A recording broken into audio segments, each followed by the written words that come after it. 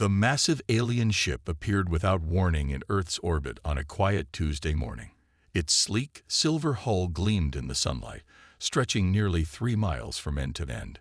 Military bases worldwide went into high alert, but no one fired a shot. They all knew that if these aliens wanted to destroy Earth, they would have done it already. Inside the Pentagon's war room, Tom Mitchell stood before a wall of screens, his blue eyes fixed on the satellite images. At 32, he was the youngest strategic advisor in the room. But right now, age didn't matter. What mattered was understanding their visitors' intentions. "Sir, they're broadcasting on all frequencies," a technician announced, his voice tense. The alien transmission filled the screens.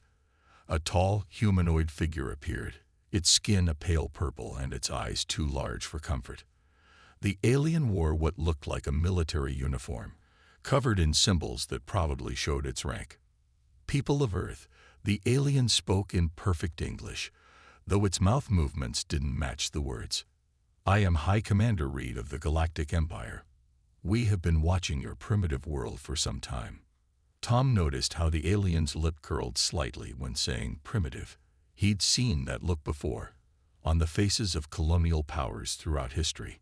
The High Commander continued, "Your species has managed to achieve basic spaceflight and rudimentary digital technology. How quaint. We have decided that you require our guidance to join the galactic community properly." In the United Nations emergency session, representatives from every nation watched the transmission. The Russian delegate gripped his armrest until his knuckles turned white. The Chinese ambassador's face remained carefully neutral, but her eyes blazed with anger. The American president sat forward, jaw clenched. "Your weapons are toys to us," Reed declared. "Your most advanced computers are like children's calculators. Your attempts at space exploration remind us of insects trying to climb trees." Tom studied the transmission carefully. Something wasn't right. The aliens were trying too hard to seem superior. He'd studied psychological warfare, and this felt like textbook intimidation tactics. The next day, alien shuttles landed in major cities worldwide. In New York, London, Beijing, Moscow, and Delhi, the Empire's representatives emerged to meet Earth's leaders. They all wore the same smug expressions as they examined human technology with obvious disdain. In Washington, D.C., Tom attended the diplomatic reception as part of the military advisory team. He watched as an alien diplomat picked up a smartphone, turning it over like it was a crude stone tool. "How do you manage with such slow processing speeds?" the diplomat asked, smirking. "Our children's toys have more computing power." Tom caught something in the alien's eyes, a flicker of something that looked almost like fear. He stored that observation away for later. The Empire's representatives spent the next week evaluating Earth's technological level. They criticized everything from human medical technology to their space stations, but Tom noticed they never actually demonstrated their supposedly superior technology. They showed off their ships, yes, but kept them just out of reach for detailed study. In his small office at the Pentagon, Tom worked late into the night, reviewing every interaction with the aliens. He created a detailed analysis of their behavior patterns and technological claims. Something wasn't adding up. "They're trying too hard," he muttered to himself, pinning another note to his growing investigation board. Why would an actually superior civilization need to constantly remind us they're superior? The answer hit him at 3 a.m., making him sit up straight in his chair. He immediately called for an emergency meeting with the Joint Chiefs of Staff. As dawn broke over Washington, Tom stood before the military's highest-ranking officers. "Sirs," he said, his voice firm despite his lack of sleep, "I believe the Empire isn't nearly as advanced as they want us to think. Their behavior suggests psychological warfare, not true technological superiority. They're trying to intimidate us into submission because they're afraid of what we might become." The room fell silent as the implications sank in. If Tom was right, humanity had just discovered the Empire's first weakness. And where there was one weakness, there would be others. The Empire had made a critical mistake. They had underestimated humanity's ability to see through their deception. Now it was time to plan Earth's response, not with brute force, but with the quiet, careful calculation that would prove far more devastating than any weapon. 1 week after first contact, the Empire made their move. High Commander Reed called for a global broadcast, his purple face appearing on billions of screens worldwide. The message was simple. Earth had 1 month to accept the Empire's protection or face the consequences. Tom Mitchell sat in the UN Security Council chamber, representing the U.S. military's strategic division. Around him, world leaders watched Reed's face with growing anger. "Your species has potential," Reed announced, his voice dripping with fake kindness. "Under our guidance, you might even achieve faster-than-light travel in a mere century or two. Without us, you'll remain stuck in your primitive state." The British Prime Minister's face turned red with rage. The Indian president gripped her pen so hard it snapped. But no one spoke. They all remembered Tom's briefing about the Empire's possible weaknesses. After the broadcast, Tom hurried to his temporary office at the UN building. His team had been busy. On his desk lay reports from intelligence agencies worldwide. Each one told the same story. The Empire had done this before. "Sir, look at this," said Bill, his assistant, pointing to a star map. "We've tracked their ship movements. They're following a pattern. Every world they've protected has become a resource farm for the Empire." Tom studied the data. The Empire's ships visited a new world every few years. Each time, they used the same tactics: mockery, intimidation, and finally, this ultimatum. "But something's different this time," Tom muttered, noting patterns in the data. "They usually move faster. Why are they being so careful with Earth?" The answer came from an unexpected source. A young analyst in Tokyo had intercepted fragments of Empire communications. The translations were rough, but the message was clear. Earth scared them. In an emergency meeting that evening, Tom presented his findings to the world's leaders. "They're not being careful," he explained, standing before the packed chamber. "They're being nervous. Our technology is developing faster than any species they've encountered. They're afraid we'll catch up to them before they can control us." The Chinese president leaned forward. "How long until we match their level?" Tom clicked to the next slide. "Based on our analysis of their visible technology, not nearly as long as they think. Their ships use quantum computers, yes, but our own quantum research is progressing rapidly. Their weapons are advanced, but the principles behind them are similar to projects we already have in development." The room buzzed with whispers. The Russian president stood up. "Then we should tell them no. Fight them now." "No," Tom said firmly. "That's what they expect. If we resist openly, they'll have an excuse to attack. But if we play along," he smiled slightly, "we can buy time to prepare." The debate lasted hours. Some leaders wanted immediate resistance. Others feared the Empire's power, despite Tom's evidence. But in the end, logic won out.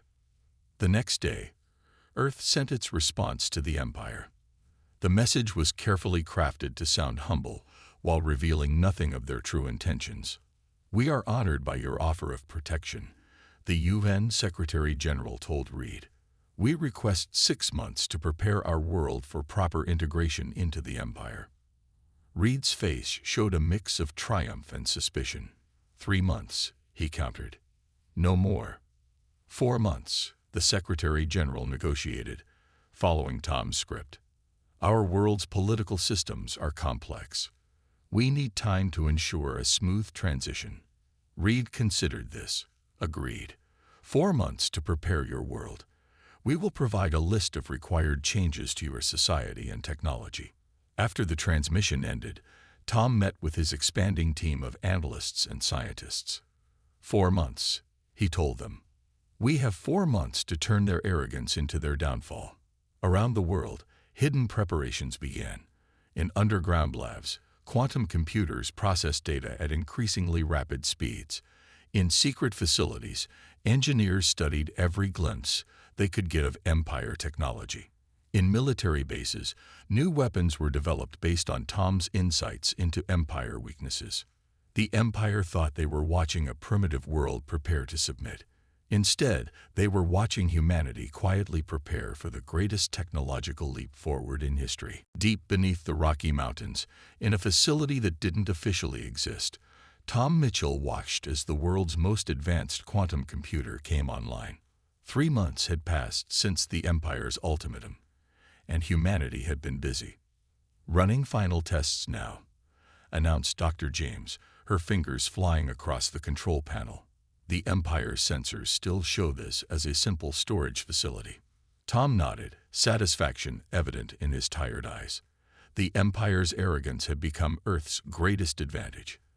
They were so convinced of human inferiority that they barely monitored Earth's activities. "Sir," called Bill, rushing into the control room with a tablet. "You need to see this. Our spy satellites just intercepted an Empire transmission. Their engineers are arguing about technical problems they can't solve." Tom took the tablet, a small smile forming as he read. The Empire's technology, while advanced, had stagnated. They hadn't needed to innovate for centuries because they simply took what they wanted from primitive worlds. In contrast, human technology was advancing at an unprecedented rate. The quantum computer before them was proof of that. It was already more powerful than anything the Empire had shown, and they didn't even know it existed. "How's Project Mirror coming along?" Tom asked, turning to Dr. James. She grinned, pulling up a new screen. "Watch this."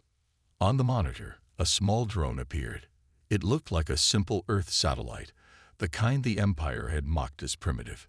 But as they watched, the drone's appearance seemed to shift and blur, becoming nearly invisible. "Active camouflage?" Tom asked, impressed. "Better," Dr. James replied. "We reversed engineered their scanning technology. This drone doesn't just hide. It sends back false readings. The Empire's sensors will see exactly what we want them to see." Around the world, similar breakthroughs were happening in secret facilities. In Singapore, scientists had cracked the code of Empire communication systems. In Brazil, engineers had developed new energy weapons that could penetrate their shields. In Egypt, artificial intelligence experts had created programs that could outthink Empire combat computers. But the Empire noticed nothing. Their representatives continued their weekly inspections, pointing out Earth's flaws with the same condescending smiles. "Your internet is so slow," one inspector told Tom during a base tour. "Have you considered using simple quantum relays like our children's toys?" Tom fought back a smile. Earth's new quantum internet was already active, hidden beneath the old system. It was faster than anything the Empire used, but they wouldn't know that until it was too late. "We're working on it," Tom replied humbly. "Your technology is so advanced, it's hard for us to understand." The inspector puffed up with pride, completely missing the glint in Tom's eye. Later that day, Tom attended a secret virtual meeting with leaders from every major nation. Their avatars gathered in a secure digital space far more advanced than the Empire's technology. "The Chinese quantum labs are ready," announced the Chinese president's avatar. "Our AI systems can now predict Empire tactics with 99% accuracy. Indian stealth systems are operational," reported the Indian Prime Minister. "We can hide an entire fleet from their sensors." "Russian particle weapons are complete," added the Russian president.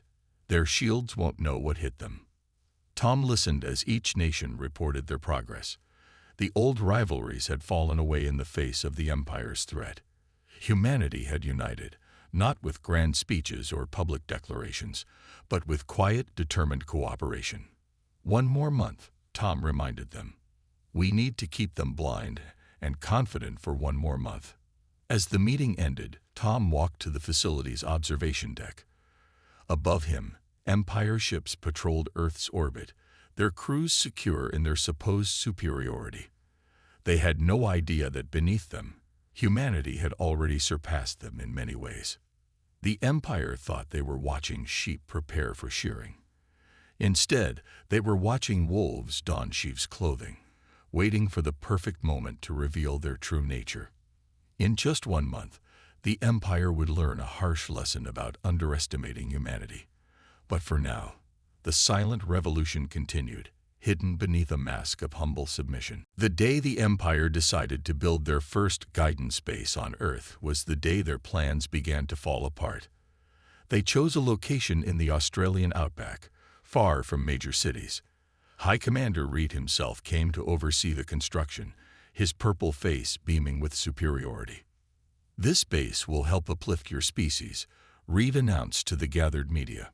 "Here, we will begin teaching you the basics of proper galactic technology." Tom Mitchell watched the broadcast from the hidden command center beneath the Rocky Mountains. Around him, technicians and military officers from a dozen nations monitored their systems, waiting for his signal.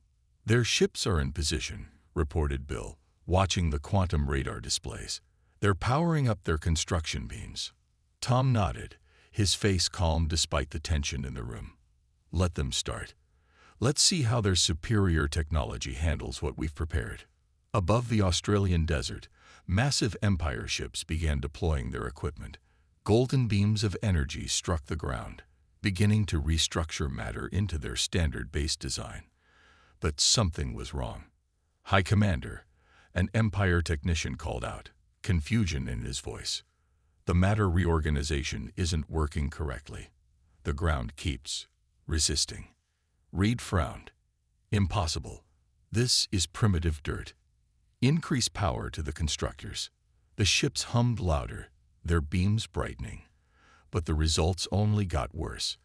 Instead of forming into the sleek imperial architecture, the ground seemed to shift and flow in strange patterns. In the command center, Dr. James smiled. "The quantum field disruptors are working perfectly. Their construction beams can't maintain coherence." Tom watched as the Empire ships tried again and again, each attempt failing more spectacularly than the last. "Time for Phase 2, he ordered. Around the world, hidden transmitters activated. The Empire's communication systems suddenly filled with static. Their navigation computers began showing conflicting data. Ships that had been holding perfect formation started to drift. "High Commander," an officer shouted, "we're losing control of the fleet's positioning." Reed's face darkened with rage. "How? These are primitive. These systems are." He stopped, finally realizing something was very wrong. That's when they appeared. Sleek black ships, seemingly materializing out of nowhere as Earth's new stealth systems deactivated. They were smaller than the Empire vessels, but moved with incredible precision, forming a perfect containment pattern. "Attention Empire Fleet," Tom's voice broadcast on all frequencies. "This is Earth Defense Command. Your ships are currently trapped in a quantum lockdown field. Any attempt to power weapons or engines will result in immediate system failure." The Empire crews frantically tried to respond, but their controls were dead. Their mighty ships hung helpless in the air, held in place by forces they didn't understand. Reed's face appeared on the command center's main screen, his previous confidence replaced by shock and fear. "This is impossible. You're primitives. You can't have this technology." Tom allowed himself a small smile. "We're not primitives, High Commander. We never were. You just assumed we were because we let you think that. The Empire will not stand for this." Reed sputtered. "Our main fleet will." "Will what?" Tom interrupted. "Attack us with the same technologies we've already proven we can defeat. Your ships are using quantum computers that are generations behind what we've developed. Your weapons rely on principles we've already surpassed." The silence that followed was deafening. Around the world, humans watched their screens as the mighty Empire fleet hung powerless above the Australian desert. "You have 1 hour to retreat from Earth's space," Tom announced. "We're letting you go because we're not like you. We don't believe in subjugating those who are different from us." As the Empire ships frantically retreated once released from the quantum lock, Tom turned to his team. "They'll be back," he said. "And next time, they'll be angry. But now, they know what they're really dealing with." Dr. James nodded. "Let them come. Every attack will just prove how much they underestimated humanity. As the last Empire ship vanished from Earth's orbit, a cheer went up in command centers worldwide. The first battle had been won without firing a shot, using the very thing the Empire had mocked: human intelligence and innovation. 2 weeks after Earth's first victory, the Empire returned. This time, they brought their main battle fleet, 500 massive warships that filled Earth's skies like angry metal clouds. Tom Mitchell stood in the Global Defense Center, watching the enemy fleets approach on the quantum radar screens. But instead of fear, he felt oddly calm. Everything was going according to plan. "They're broadcasting, sir," Bill reported, his voice steady despite the tension. The main screen lit up, showing not High Commander Reed, but the Empire's Supreme Leader himself. His purple skin was darker than Reed's, and his eyes blazed with fury. "Primitive insects," the Supreme Leader snarled. "You dare to humiliate the Empire? We will crush your civilization and reduce your cities to ash." Tom signaled to cut the transmission. "They're still underestimating us," he told his team. "They think bigger ships and louder threats will make us surrender." Activate Operation Thunderstrike. Around the world, hidden quantum transmitters powered up. The Empire's fleet used standard communication channels, the same ones Earth had been studying for months. Now, those channels became their weakness. "Sir," an Empire officer reported to the Supreme Leader, "our ships are receiving conflicting orders. Navigation systems are showing different coordinates for every vessel." The Supreme Leader's rage grew as his perfect formation fell into chaos. Some ships turned left while others turned right. Weapons powered up and down randomly. Shield generators cycled on and off. "Impossible," he roared. "How are these primitives doing this?" In the Defense Center, Dr. James smiled as she monitored the quantum interference patterns. "They never bothered to upgrade their systems," she explained to Tom. "They thought they were so far ahead that they didn't need to innovate." That's when Earth revealed its next surprise. From hidden bases around the planet, small but advanced fighters launched into space. Unlike the Empire's huge, clumsy ships, these vessels were quick and nimble. They darted between the confused Empire warships, planting tiny quantum disruptors on their hulls. "Your Empire's greatest weakness," Tom broadcast to the fleet, "is your belief that bigger means better. You never considered that technology could become smaller, faster, and smarter."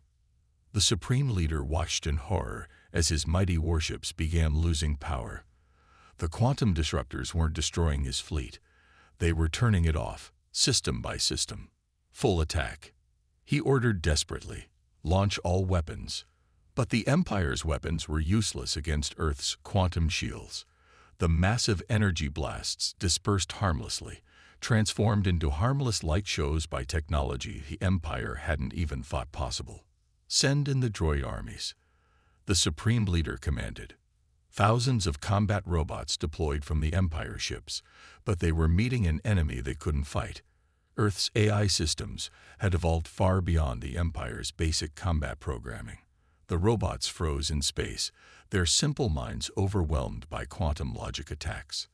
Tom watched as the Empire's mighty fleet hung helpless in orbit, their weapons dead, their robots frozen, their communications in chaos. "You could have been our friends," he broadcast to them. "You could have shared knowledge and traded fairly. Instead, you chose to be bullies." The Supreme Leader's face appeared on the screen again, but this time the anger was replaced by fear. "How?" he whispered. "How did you advance so quickly?" "Because you mocked us," Tom replied simply. "You told us we were primitive, so we learned in secret. You showed us your weaknesses every time you boasted about your strength. And most importantly, you gave us something every human responds to: a challenge." Earth's fighters surrounded the Empire fleet, herding them away from the planet like sheep being guided by sheepdogs. The mighty armada that had arrived to punish humanity was being sent home in disgrace. "Tell your Empire one thing," Tom broadcast as the fleet retreated. "Earth is not a primitive world to be conquered. We are not weak, and we are not afraid. And if you ever threaten us again, we will show you just how much more we've been holding back. As the Empire fleet fled into deep space, cheers erupted in defense centers worldwide.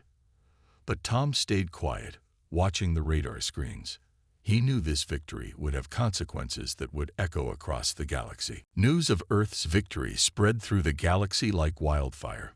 On hundreds of worlds under Empire control, enslaved species watched recordings of the mighty Imperial fleet retreating from a primitive planet. Hope, long suppressed, began to grow. Tom Mitchell now found himself dealing with a new challenge: alien refugees. They came in small ships, sneaking past Empire patrols, all carrying the same message: please, teach us. In the new Galactic Relations Center built in Geneva, Tom met with representatives from 3 different species. One looked like a tall blue humanoid, another resembled a walking plant, and the third floated like a glowing cloud. The Empire told us we were primitive too, the blue alien explained. They'd been controlling our worlds for centuries, taking our resources, keeping us dependent on their technology. Tom nodded, remembering how the Empire had tried the same trick with Earth. They stay in power by making others feel weak, he said. But that ends now. Earth's leaders had made a bold decision. They would share their quantum technology with other worlds, teaching them to defend themselves. It was risky, but as Tom had argued, if we don't help them, we're no better than the Empire. Sir, Bill interrupted the meeting, rushing in with urgent news. The Empire is retaliating against worlds that contact us. They're cutting off food supplies, medical aid. Tom's face hardened. He'd expected this. Launch Operation Lighthouse, he ordered. Around Earth, massive quantum transmitters activated. They sent coded messages across the galaxy, reaching every world under Empire control. The messages contained something precious: knowledge. These are blueprints for basic quantum shields, Tom explained to the alien representatives. Not our most advanced technology, but enough to protect your people from Empire weapons. And this, he smiled, is how to build your own quantum communicators, so they can never isolate you again. The blue alien's eyes widened. You're giving us this for free. We're giving you the tools to free yourselves, Tom corrected. What you build with them is up to you. Across the galaxy, enslaved worlds began to change. Secret factories built quantum shields. Hidden laboratories developed new technologies based on Earth's designs. The Empire's grip began to weaken as their threats became less effective. The Empire tried to stop it. They sent ships to blockade rebellious worlds, but Earth had planned for this too. Small, stealthy Earth vessels slipped through their blockades, delivering supplies and technical knowledge. Your ships are too big, Tom explained during a video call with resistance leaders from 12 different worlds. The Empire thinks size equals power. We've developed ships that are small, fast, and nearly impossible to detect. The resistance leaders learned quickly. Soon, their own ships were running circles around Empire patrols. Every time the Empire developed a countermeasure, Earth shared a new innovation. But Earth's greatest gift wasn't technology, it was hope. The knowledge that the Empire could be beaten, that their claims of superiority were lies, spread from world to world. In the Empire's Grand Palace, the Supreme Leader received increasingly desperate reports. 30 worlds had declared independence, then 50, then 100. Their mighty fleet was spread thin, trying to maintain control over an empire that was slipping through their fingers. Back on Earth, Tom worked tirelessly, coordinating with resistance movements and sharing defensive technologies. He made sure no world received weapons technology. Earth wouldn't help them seek revenge. Instead, they shared shields, communication systems, and tools for rebuilding. The Empire stayed in power by keeping worlds isolated and afraid, he explained to his team. We're winning by helping worlds connect and grow strong together. The Empire had mocked Earth as primitive, but their mockery had backfired spectacularly. Instead of crushing one primitive world, they had created something they feared even more: a galaxy full of worlds that no longer believed in their superiority. As more worlds declared independence each day, Tom knew the real battle was just beginning. The Empire wouldn't fall easily, but for the first time in centuries, the galaxy had something more powerful than Empire weapons: unity and hope. 1 year after Earth's first contact with the Empire, the galaxy had changed forever. The Empire's Grand Palace, once a symbol of absolute power, now served a different purpose. Its vast halls hosted the first Galactic Council, where representatives from hundreds of freed worlds gathered to build a new future. Tom Mitchell stood at the entrance, remembering how different things had been just a year ago. Back then, the Empire had mockingly called Earth primitive. Now, Earth's example had transformed the galaxy. "Ready for the final session?" Bill asked, walking up beside him. His assistant had become a skilled diplomat over the past year, helping coordinate between different species. "Almost," Tom replied, checking the latest reports on his quantum pad. The news was good. The last Empire holdouts had surrendered yesterday, their fleet commanders finally accepting that the old order was finished. Inside the council chamber, the scene would have been impossible a year ago. Species that the Empire had kept isolated for centuries now sat together, sharing ideas and planning joint projects. The blue humanoids who had first sought Earth's help now led a science coalition. The plant-like species had become experts in adapting Earth's quantum shields for different environments. "The Empire's leadership has been secured," announced the head of security, a tall being made of crystalline structures. "They await the Council's judgment." Tom walked to the speaker's platform. As Earth's representative, he had helped design the new galactic justice system. "Bring them in," he ordered. The Supreme Leader and his top commanders entered, their once proud purple faces now pale with defeat. They looked smaller somehow, their grand uniforms seeming too big for them. "You destroyed our Empire," the Supreme Leader said bitterly. "No," Tom corrected him. "You destroyed it yourself, with your arrogance and cruelty. We just showed everyone the truth, that no species is primitive, and no empire has the right to rule through fear." The council voted on the Empire's fate, but it wasn't the revenge the former rulers expected. Instead of punishment, they received justice. They would work to rebuild the worlds they had exploited, under the supervision of those they had once oppressed. "This is how Earth does things," Tom explained to the assembled council. "We believe in lifting people up, not pushing them down, even those who once tried to harm us." The next few hours were spent finalizing the new Galactic Charter. Its first line read, "All species are born free and equal, with the right to develop at their own pace and in their own way."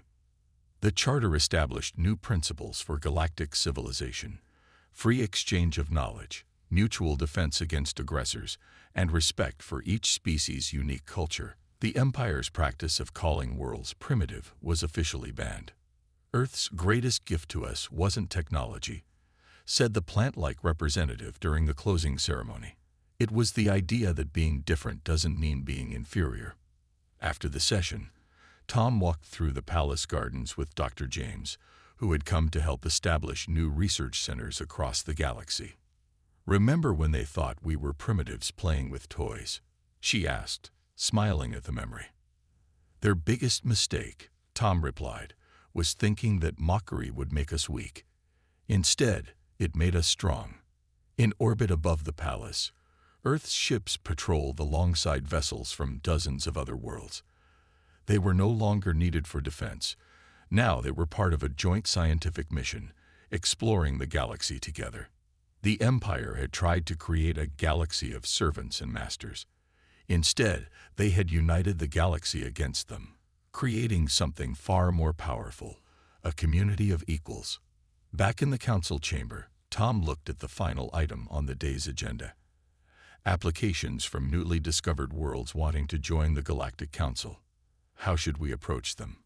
asked one of the council members. Tom smiled. "With respect and friendship," he said. "We'll show them what the Empire never could: that true civilization isn't about power over others, it's about helping each other grow." As the council members nodded in agreement, Tom thought about how far they'd come. The Empire had mocked Earth as primitive, but in doing so, they had helped create a civilization far more advanced than their own. One built on respect, cooperation, and the simple truth that no one should ever be made to feel inferior. The galaxy had learned its lesson. Never underestimate humanity, for in their determination to prove the mockery wrong, they might just change everything.